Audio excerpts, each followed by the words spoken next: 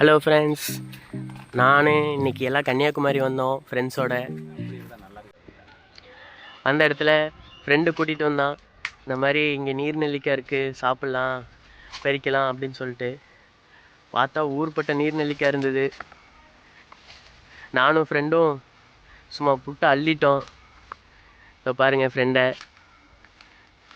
வெறும் யூடியூபர் தான். கை எட்டுற இடத்துல எல்லாமே நிற்க நம்ம அடித்து சாப்பிட்டுக்கலாம். வேணுன்ற அளவுக்கு பொறிச்சிக்கலாம், யாரும் எதுவும் கேட்க மாட்டாங்கன்னு சொல்லிட்டு சரி நானும் ஃப்ரெண்டும் ஜம்முன்னு பறிச்சுட்டு வந்தோம். பாருங்கள் எவ்வளோ இருக்குன்னு.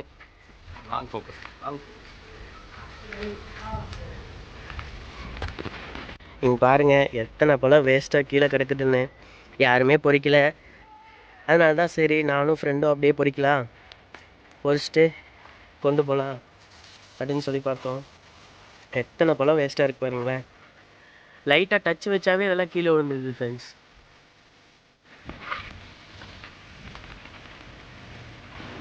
பாருங்கள் எத்தனை காய் இருக்குன்னு. ஒரு 4-5 சாக்கு ஆகும்னு நினைக்கிறேன்.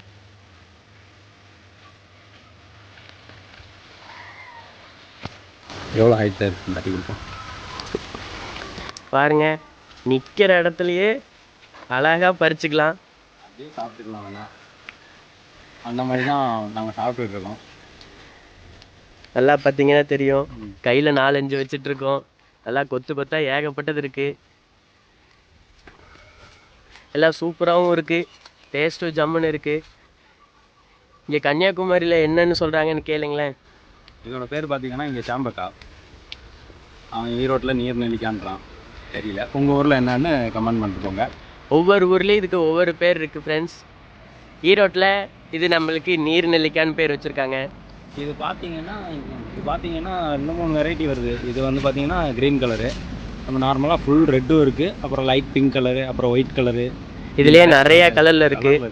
இது பார்த்தீங்கன்னா பச்சை கலர். உங்களுக்கு வாங்க, ஆல்ரெடி நாங்கள் கொஞ்சம் அள்ளி வச்சுருக்கோம், அதை காமிக்கிறேன் எவ்வளோன்ட்டு.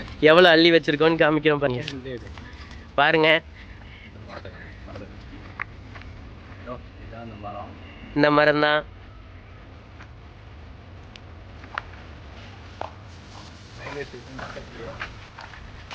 உங்களுக்கு தெரியும்னு நினைக்கிறேன். ஆனூர் ரயில்வே ஸ்டேஷனுக்கு பக்கத்துலேயே ட்ரெயின் போகுது பார்த்தீங்களா. இவ்வளோதாங்க ஏதோ எங்களால் முடிஞ்சது. நாங்கள் வேட்டையாடி வச்சுருக்கிறது இவ்வளோதான். ஏதோ இவ்வளோதான் பொறிக்க முடிஞ்சது. இன்னும் ஒரு 4-5 சாக்கு வரும்னு நினைக்கிறேன் ஃப்ரெண்ட்ஸ். வள்ளி வச்சுருக்கோம். இது எங்களுக்கு ஒரு குடும்பத்துக்கு போகுதுன்னு நினைக்கிறேன். இன்னும் போயிட்டு வந்து இதை கொடுத்துட்டு அப்புறமா அடுத்து பறிச்சிக்கலான்னு வந்துட்டோம். பாருங்க, என்னடா உள்ள ஒரு மாங்காய் கிடக்குதே அப்படின்னு யோசிக்காதீங்க. அதுவும் பக்கத்தில் போனோம், ஒரு மாங்காய் மட்டும் கிடச்சிது, நல்லா பழுத்து போய். அதையும் விடுவோமா அப்படின்னு சொல்லிட்டு அதையும் எடுத்துகிட்டு வந்துட்டோம். சரி நீங்கள் அப்படியே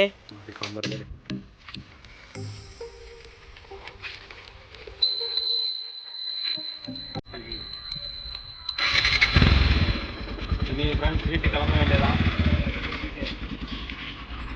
திங்ஸ் எடுத்துகிட்டு கிளம்ப வேண்டியதான்.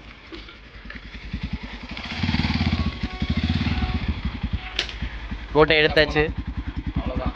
தூக்கி வச்சுட்டு போயிட்டே இருக்க வேண்டியதுதான். போய் இப்போ கடை போட்டு உக்காந்தோம்னா கூட ஒரு 2000-2500 ரூபாய்க்கு மேலே சம்பாரிச்சிடலாம். வண்டி எடுத்தாச்சு.